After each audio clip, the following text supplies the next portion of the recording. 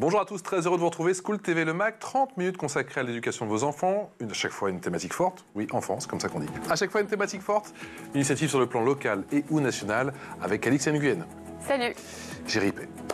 T'as pas ripé? J'ai un peu ripé sur enfant. Je sais pas pourquoi. Ah, enfant. Oui, ça tombe bien. On y va pour le sommaire. Allons-y. Il est répandu et pourtant, si méconnu, le TDAH va avoir son sommet. 5 jours d'expertise sur le trouble de l'attention avec ou sans hyperactivité pour mieux, encore une fois, pour mieux accompagner les enfants. Que sait-on réellement du TDAH? Quels sont ses mécanismes, son impact? Comment apaiser le quotidien?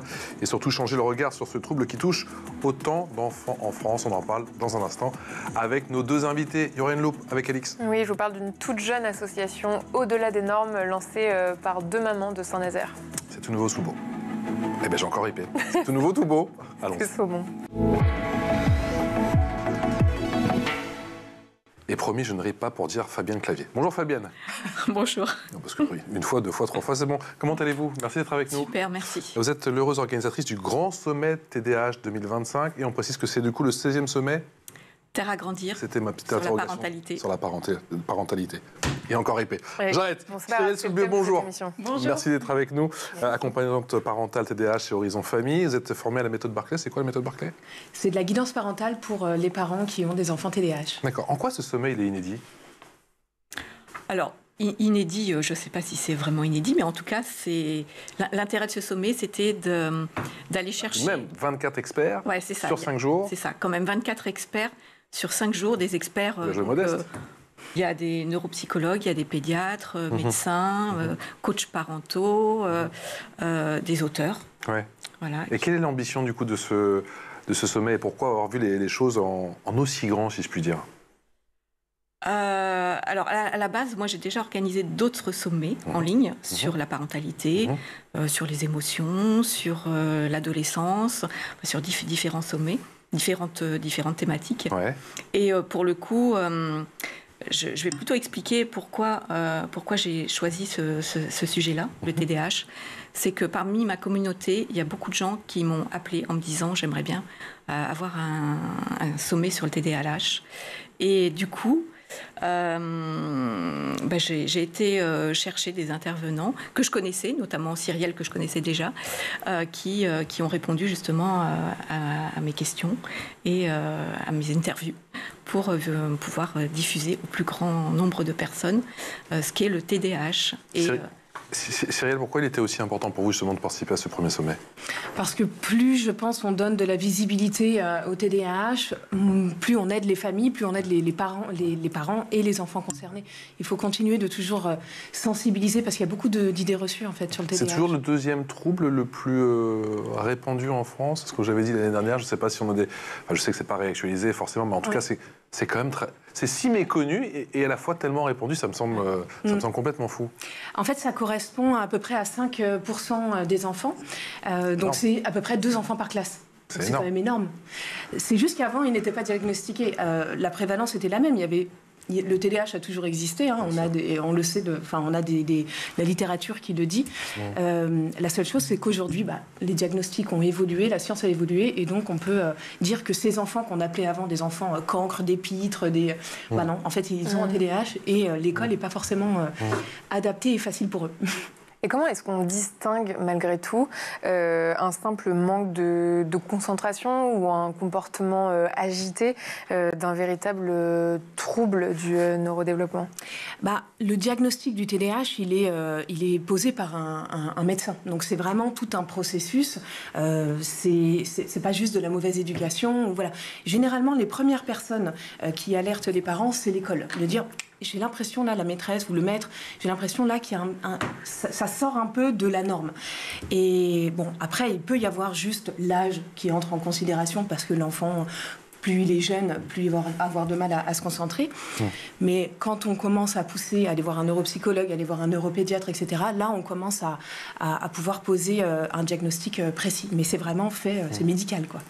Fabienne, c'est du 31 mars au 4 avril prochain, donc 5 jours. Ça se passe en ligne, 24 experts, pour sensibiliser, pour informer, bien évidemment, et surtout pour essayer de transformer le quotidien de tous ces enfants? Oui, des enfants et des parents. Et des parents aussi, bien sûr, qu'on n'oublie pas. Des parents.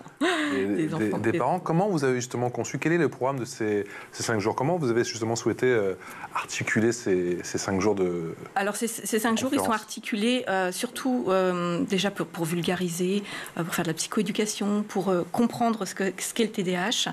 Il y a encore beaucoup besoin de vulgariser, ouais. Ah oui. Oui. Ouais. Vulgariser, oui, pour stopper les idées reçues. Et la psychoéducation, c'est vraiment connaître et comprendre le TDAH. Ça passe par vraiment cette compréhension pour savoir que l'enfant, il ne fait pas exprès.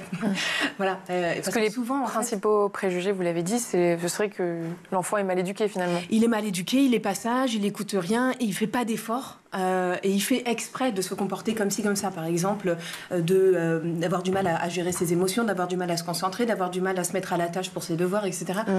Et donc, tout ça, si même les parents, à la fois les enseignants, mais aussi les parents, si ils pensent que l'enfant fait exprès, l'enfant, il se sent acculé, il se sent incompris. Et donc, en fait, ça fait redoubler les comportements inadaptés et les difficultés de l'enfant. Et puis après, ça le dévalorise énormément en termes d'estime de soi. C'est compliqué après de retravailler ça. Donc, c'est important de faire des dépistages et des diagnostics le plus tôt possible pour éviter justement ce genre d'idées reçues. C'est des face-à-face, sous forme d'interview, ou parfois il y a des débats, des tables rondes? C'est ça, c'est en face-à-face. Les interviews sont préenregistrées, donc après elles sont diffusées de 8h le matin, heure française, parce qu'on nous écoute aussi dans le monde entier. Donc de 8h jusqu'à 8h le lendemain matin, donc 24 heures, et le jour suivant, il y a d'autres conférences qui sont diffusées. Donc notamment, le premier jour, on parle de tout ce qui est comprendre le TDAH. Et après, on va parler vraiment de tout ce qui est en lien avec les problématiques que rencontrent les parents et les enfants. Donc ça peut être l'addiction aux écrans, ça va être tout ce qui est problématique autour des devoirs, tout ce qui est tout plein de sujets en fait qui concernent vraiment les problématiques que vivent les parents et pourquoi les c'est encore aussi compliqué effectivement cette semaine avec Alix? On a encore eu un témoignage d'une maman qui se bat pour son enfant parce que ça a été encore une fois le parcours du combattant. Elle dit mais c'est quand même fou qu'en 2025 je me fasse traiter de mauvaise mère, de mère indigne alors que je fais tout pour reconnaître que mon enfant a un TDA et pour le coup il l'avait. Mais oui, parce que il faut continuer de sensibiliser. Comme je dis, en fait, c'est à l'époque, on n'avait pas vraiment de connaissances sur le sujet. Aujourd'hui, on en a encore, on en a plus, mais il reste tous ces préjugés qu'il faut un peu combattre. Et quelles sont les difficultés pour un parent au quotidien? Déjà, on en parlait juste avant, c'est l'entourage et enfin même les inconnus, c'est-à-dire le regard des autres. Et il y a énormément de culpabilité chez ses parents. Avant même qu'il y ait un diagnostic ou qu'on pense à un TDAH, déjà, le parent se remet en question de se dire mais qu'est-ce qui fonctionne pas? Qu'est-ce que moi je fais de mal? C'est quoi le problème avec mon enfant? Et on essaye 50 méthodes, l'écoute active, la bienveillance, les punitions, les menaces. Enfin, on essaye plein de choses et on voit que rien fonctionne. Alors que parfois on a des frères et sœurs, ça roule comme d'autres enfants. Donc on se dit quel est le problème? Et donc du coup ça c'est très culpabilisant pour les parents jusqu'à ce qu'on arrive à éventuellement la pose d'un diagnostic si on en vient là. Et là, d'un coup, on se dit, OK, c'est un trouble neurodéveloppemental. En fait, le TDAH, on est avec. Donc, c'est pas moi qui ai rendu mon enfant comme ça. Et donc, à partir de là, on peut construire. D'accord. Voilà. Donc, il faut déjà se déculpabiliser. Hyper important. Ouais. C'est vraiment essentiel. Fabienne. En fait, ce que je voulais partager, c'est que j'ai aussi fait ce sommet parce que j'ai rencontré autour de moi, justement, des gens qui avaient des enfants avec le trouble du TDAH et qui m'avaient partagé le fait que c'était hyper compliqué au quotidien et qu'en fait, cette maman-là, elle me partageait qu'elle était en désamour de son fils. Parce que justement, c'était très très compliqué pour elle. Et le fait d'avoir écouté une des conférences. C'est son enfant unique? Oui, c'est son enfant unique, ouais. Et le fait d'avoir écouté une des conférences sur un ancien sommet, elle m'avait dit, rien que le fait d'avoir écouté, elle avait pris conscience de comment fonctionnait son fils, de comment fonctionnait le cerveau. Et elle avait renoué avec lui, elle avait repris, senti qu'elle pouvait retourner vers lui. Alors ça ne veut pas dire qu'elle ne l'aime pas, en fait. Bien sûr. Elle sentait qu'au fond d'elle, c'était très très compliqué. Et le fait d'entendre qu'en fait, c'était pas la faute de son enfant et peut-être pas de la sienne aussi. Oui, parce qu'en fait, elle a découvert elle aussi qu'elle avait un TDAH. C'est souvent ça. C'est souvent le cas. Donc ça se transmet quand même. Ouais. Oui, en fait, il y a une part de génétique importante dans le TDAH, comme dans les troubles neurodéveloppementaux, il y a une part de génétique. Donc c'est vrai que souvent, généralement, à l'époque, en fait, on ne diagnostiquait pas, les parents d'aujourd'hui n'ont pas été forcément diagnostiqués puisque c'était moins connu à l'époque. Et donc aujourd'hui, souvent, avec le diagnostic de leur enfant, ça renvoie le parent à son propre fonctionnement, à ses propres blessures peut-être d'enfance, enfin à son propre vécu d'enfant. Et c'est en ça que des fois, la relation est très dure. Le lien est très dur à établir entre l'enfant et le parent parce que ça renvoie le parent à plein de choses difficiles. Et parfois, au contraire, le parent peut se réparer finalement grâce au parcours de son enfant parce que les deux finalement... On peut être plus empathique peut-être. Oui, bien sûr. Et puis, ouais, exactement, ça peut même créer un lien chez certains parents avec l'enfant de dire on a ces difficultés en commun et du coup, il y a de la compréhension. Fabienne, vous avez dit effectivement que que la conférence, je précise, qui va être diffusée du 31 mars au 4 avril prochain, c'est en ligne. Je vous invite à vous inscrire. D'ailleurs, comment on s'inscrit ? www.fabienneclavier.com. Fabienneclavier.com, tout simplement. Est-ce que vous avez eu des témoignages concernant le TDAH de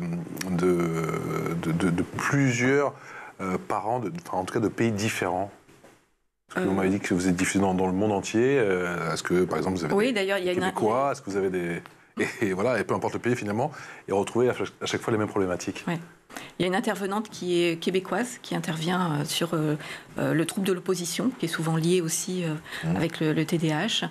Hier, j'ai une maman... C'est quoi le trouble de l'opposition, du coup ? Il est jamais d'accord, il va toujours... prendre le... Oui, c'est un peu ça, on va dire. C'est ça. Bon, même si c'est un peu plus complexe, mais oui, il y a beaucoup d'opposition et de provocation. Ouais. Après, il n'y a pas toujours un top, on appelle ça TOP, donc trouble de l'opposition et de la provocation. C'est pas toujours associé au TDAH. Parfois, il y a un TDAH, mais l'enfant s'oppose sans forcément avoir un top. C'est juste que quand on n'a pas les bonnes... méthodes éducatives ou stratégies éducatives pour accompagner l'enfant, forcément, il s'oppose parce qu'il se sent incompris, etc. Donc, la relation est difficile. Voilà. Témoignage. Et du coup, hier, j'ai encore des parents qui m'ont envoyé du Maroc, qui m'envoyaient justement un témoignage d'être en tout cas ravis de pouvoir assister à ce sommet pour pouvoir avoir des ressources, des réponses à leurs questions. Oui, effectivement, et une bonne bouffée d'oxygène, parce que c'est ça quand on n'a pas accès, enfin on y a accès pour le coup, mais quand il n'y a pas ce sommet, même s'imagine qu'on peut le revoir quand on veut, après ce sera en ligne, on pourra reconsommer certains passages. En fait, ce sommet, il est gratuit du 31 mars au 4 avril. Et au-delà, il y a un coffret qui est proposé à la vente pour pouvoir avoir toutes les conférences. C'est le fameux coffret ressources. En illimité, voilà, coffret ressources. Et dedans, il y a chaque intervenant qui propose aussi des formations qui permet d'avoir des ressources vraiment complémentaires, et notamment Cyrielle. Celle de Cyrielle, alors l'information de Cyrielle, j'avais jamais entendu parler de TOP. C'est pour ça que je suis un peu interloqué. Donc ce trouble de l'opposition et de la... Provocation. Voilà, ça m'a interpellé. Mais j'imagine que ça va être très dur à identifier, ça, parce qu'on se dit tous que tous les parents se disent que bon, ça là, il est en opposition, il est en provoque, c'est le Terrible 2, le Terrible 3, le Terrible 5. À chaque année, il y a un Terrible, mais non, c'est très très dur. Et surtout, vers quel professionnel on doit se retourner ? Oui. C'est terrible. Oui. On a compris. On a compris, merci. C'est dur aujourd'hui. Généralement, ceux qui vont poser les diagnostics, ce sont des neuropédiatres ou des pédiatres, parce qu'il y a de plus en plus de pédiatres formés, mais bon, ça reste encore limité. Mais neuropédiatres, pédiatres et pédopsychiatres. Voilà, il faut plutôt aller vers... Et puis après, il peut y avoir des neuropsychologues qui peuvent accompagner, et puis déjà, pas diagnostiquer, parce que ce ne sont pas des médecins, mais poser déjà les bases des bilans, etc. Et ensuite faire valider par un médecin. Alex. Et vous pensez que c'est essentiel pour un parent de se former lui-même, comme vous avec la méthode Berkeley ? Berkeley. C'est ça, non mais complètement, parce que en fait ce sont des parents qui sont complètement isolés, et souvent quand il y a la pose d'un diagnostic... Ça rassure. Alors, des fois, ça rassure. Alors, des fois, au contraire. Mais des fois, souvent, ça rassure. Mais pour autant, on ne leur parle pas toujours. On parle très vite de la médication pour ces enfants, mais on ne parle pas beaucoup de la guidance parentale. Alors, la médication, elle arrive dans les recommandations internationales de la Haute Autorité de Santé, elle arrive après la guidance parentale. Il faut déjà donner Alors, c'est quoi la parents... guidance parentale? C'est par exemple la méthode Barclay, il y en a d'autres, mais il y a notamment la méthode Barclay qui a été établie dans les années 90 par un psychologue américain, Russell Barclay, qui donne en fait, qui redonne aux parents leurs compétences parentales et pour pouvoir avoir une méthode adaptée au fonctionnement de leur enfant. Ça va être de se reconnecter à l'enfant, ça va être de lui donner en fait de l'attention de manière positive et pas toujours négative, parce qu'en fait on est beaucoup dans les réprimandes. Dès qu'il se comporte mal, on lui tombe dessus, mais dès qu'il fait quelque chose de bien, bah, on dit rien. Dès qu'il joue tranquillement dans sa chambre, surtout on va pas le voir. Ah non, en fait, justement. Donc on inverse la tendance grâce à ce genre d'approche de la méthode Barclay. C'est aussi voilà, de savoir communiquer de manière adaptée avec ses enfants qui ont besoin de toute façon d'une communication et qu'on leur donne des consignes d'une façon à la fois efficace, concise, précise. Enfin, voilà. Donc faut adapter notre façon de faire avec ses enfants pour que la relation s'apaise en fait. Sinon le quotidien est vraiment compliqué.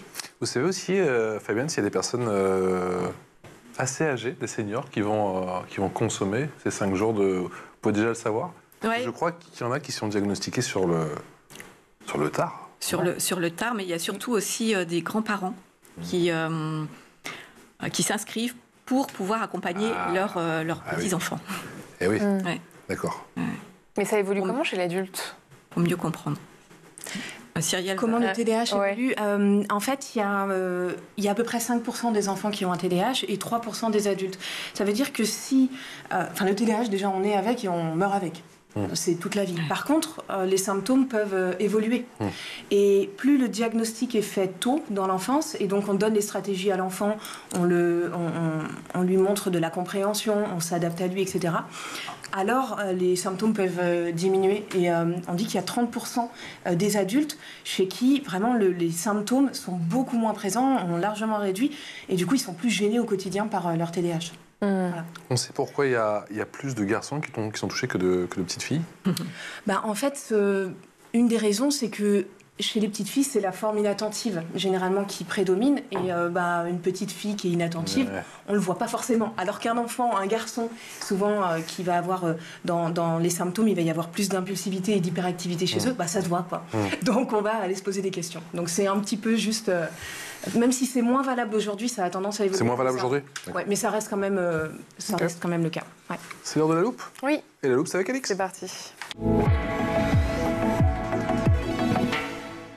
Et pour cette loupe, ma chère Alix, direction Saint-Nazaire, avec 2 mamans qui ont créé l'association Au-delà des normes pour aider les parents d'enfants qui sont neuroatypiques. Oui, naviguer dans le quotidien, vous le savez, avec un enfant TDAH, TSA ou HPI peut s'avérer éprouvant. Et Sonalie Garel et Louise Courtel en savent quelque chose. Ces 2 mamans ont dû faire face à la lourdeur administrative, au manque de reconnaissance et à l'isolement avant de décider d'agir. Leur rencontre est le fruit d'un appel à l'aide sur les réseaux sociaux. Le déclic vient de Sonalie au moment du passage de son aîné du primaire au collège et du remplissage d'un dossier MDPH. Alors pour rappel, ce dossier permet de demander des aides et une reconnaissance du handicap auprès de la maison départementale des personnes handicapées. Désemparée, Sonalie n'ose pas tout dire. Les aides lui sont refusées. Alors, elle lance un appel. On écoute Sonalie. Alors, quelle est notre mission au sein de l'association? Eh bien, offrir un espace d'échange et de soutien pour que chaque parent, mais pas que, proche aidant, enseignant aussi, puisse se sentir compris et moins isolé. Nous essayons d'organiser plusieurs fois par mois des groupes de parole où nous pouvons partager nos vécus, nos défis et surtout nous entraider. C'est un lieu où nous nous conseillons, nous nous orientons aussi pour les bonnes prises en charge et nous nous épaulons face aux difficultés quotidiennes. Donc, si vous êtes parent d'un enfant neuroatypique, rejoignez-nous pour échanger et avancer ensemble au-delà des normes. Et aujourd'hui, elles veulent éviter ce parcours du combattant à d'autres parents. Leur association Au-delà des normes se veut un espace d'échange, d'entraide et de ressources. Le 11 octobre dernier, un premier groupe de parole a vu le jour, suivi d'une permanence administrative en novembre. En 48 heures, leur page Facebook a attiré une centaine de parents en quête de soutien. Un signe que cette initiative répond à une attente forte. Sonali et Louise recherchent désormais un lieu d'accueil permanent. Leur ambition est d'offrir un répit aux familles et faire bouger les lignes d'un système encore trop rigide. Cyrielle, la lourdeur administrative, c'est un sujet majeur. Oui, clairement. Voilà, c'est vraiment le parcours du combattant, à la fois le diagnostic, mais aussi le dossier MDPH là, dont vous parliez, pour avoir des aménagements scolaires, notamment à l'école. C'est long, c'est lourd. Donc oui, c'est un vrai sujet. Clairement, Fabienne, il manque aujourd'hui en France des lieux d'échange, enfin je dis en France, pas qu'en France, mais des lieux d'échange pour les parents. Oui, il en manque, oui, c'est clairement défini, oui. Oui. Après, c'est aussi pour ça qu'on fait ces événements, c'est pour pouvoir mettre en lien... Ça crée une sorte de communauté au final. Oui, c'est ça crée une communauté. Oui. Ça crée une communauté et ça permet aussi aux gens de connaître des intervenants qui sont spécialistes, qui sont experts dans le TDAH et de pouvoir après les contacter et de pouvoir avoir soit une consultation, soit juste les suivre et avoir des ressources. En termes de volume, vous avez vu une différence, vous, année après année? Ces 5 dernières années, vous avez un peu du temps qui est encore un peu plus garni, fourni. Vous avez de plus en plus de demandes par de parents. Ah oui, clairement. Clairement, il y a de plus en plus de diagnostics. Ça ne veut pas dire qu'il y a plus d'enfants qui ont un TDAH, parce qu'en fait, ils étaient là. C'est juste qu'ils n'étaient pas diagnostiqués. On a juste amélioré le diagnostic. Quoi. Voilà, c'est ça, le dépistage. Et puis, on s'attache maintenant au dépistage précoce pour aider dès le plus jeune âge. Avant, on parlait plutôt de 6 ans. Maintenant, on essaye de dépister à peu près vers l'âge de 4 ans. Et c'est vrai que plus on s'y prend tôt, plus c'est facile d'accompagner ces enfants. Parce que les mauvaises habitudes, entre guillemets, ne sont pas aussi ancrées que quand on fait un diagnostic à 20 ans ou des fois à 50 ans. Oui, des fois à 50 ans. Moi, j'ai vu des histoires avec des gens qui étaient totalement émus, qui se sont dit, mais en fait, je passais totalement à côté de ma scolarité, alors que en fait, j'ai un QI de malade et tout ça, on n'a jamais compris. Et c'était émouvant de voir, effectivement, ces personnes pleurer, de se dire qu'ils auraient peut-être pu être pris en charge différemment, que ça aurait changé beaucoup de... choses. Et en termes de profils, vous avez des profils de plus en plus différents. Là aussi, on avait parlé de personnes âgées qui venaient voir la conférence. C'est parce qu'eux aussi ont été touchés ou c'est parce qu'ils ont peut-être senti qu'il y avait quelque chose au niveau de leurs petits-enfants? Non, la plupart alors moi, la plupart des personnes qui viennent me voir, c'est vraiment les parents. Après, j'ai quelques grands-parents et je suis contente de le voir parce que c'est chouette. Ça veut dire qu'ils s'investissent aussi auprès de leurs petits-enfants. De leurs petits-enfants. Souvent, c'est des grands-parents qui, du coup, sont très présents auprès de leurs petits-enfants parce que du coup ils ont besoin de ressources qu'ils se retrouvent... Ils les ont pas que le mercredi après-midi. C'est ça. Après l'école, etc. Et puis tant mieux parce que si ça peut faire un relais pour les parents, c'est pas plus mal parce que souvent les parents ont peu de relais puisque c'est des enfants qui sont difficiles c'est difficile de s'en occuper, de savoir comment les gérer, entre guillemets. Donc, et on n'a pas beaucoup de ressources en tant que parents, donc c'est bien d'avoir les grands-parents. On peut enlever les guillemets même.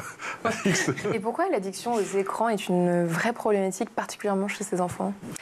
En fait, dans le TDAH, on a une histoire de neurotransmetteurs et de dopamine. C'est des enfants qui sont toujours... C'est des cerveaux, c'est pas les enfants, c'est leur cerveau, donc c'est complètement inconscient, est toujours en recherche. Dopamine, l'hormone du bonheur, quoi. De stimulation. Stimulation. Toujours besoin d'être stimulé. D'où le besoin de bouger, le besoin de manipuler, de mettre à la bouche, etc. Et les écrans, les jeux vidéo sont conçus pour générer tout le temps de la dopamine et garder l'attention donc ils peuvent rester 2 heures sans problème. Ça vous fait la différence entre la télé et les jeux vidéo? C'est encore un autre niveau là où... Oui, même si la télé aussi est de plus, pareil, mais les jeux vidéo encore plus, bien sûr. Est-ce que vous travaillez, vous, du coup, avec des associations? Comment ça... Parce qu'on sait que les associations ont un rôle très important, à commencer justement pour soutenir, pour rassurer aussi parfois les parents. Vous travaillez avec des associations, du coup? Moi, j'ai adhéré à l'association Hyper Super et je vous invite vraiment à aller regarder parce qu'ils ont des ressources vraiment super. Hyper Super. C'est l'association, je pense principale en France sur le TDAH, donc il ne faut pas hésiter à aller voir leurs ressources. Fabienne, il y a des associations qui font appel à vous aujourd'hui? Pour demander votre expertise ou pour leur... Je sais pas, ou pour... Pas particulièrement, mais par contre, effectivement, moi, je partage pendant le sommet une fiche avec des associations, avec des ressources, des applications aussi. Oui, in fine, ça peut mener à quoi un enfant pas diagnostiqué ou mal diagnostiqué? Souvent, beaucoup de dévalorisation, de l'addiction, on en parlait juste avant, ou ça peut mener aussi à d'autres troubles, des troubles anxieux, etc. Souvent, en fait, ça démultiplie le risque de burn-out, de dépression, etc. Ou de décrochage scolaire, éventuellement. Oui, bien sûr, oui. Avant même d'arriver à l'âge adulte, oui, de décrochage scolaire, bien sûr. Une certaine forme de violence aussi, ou pas du tout? Oui, c'est possible aussi, oui. Ouais. C'est possible aussi. Bon, je vais les consulter. Merci en tout cas infiniment à toutes les deux d'être venues nous voir. Je rappelle effectivement à votre conférence. Je reprends mes petites dates, ma chère Fabienne, pour ne pas dire de bêtises. C'est du 31 mars au 4 avril prochain. C'est entièrement en ligne, le grand sommet du TDAH avec 24 experts. Rien que ça. Dont Cyrielle. Merci encore d'avoir été avec nous. Je vous souhaite une excellente journée en notre compagnie. Alix, je te retrouve demain pour de nouvelles aventures. Ciao, ciao.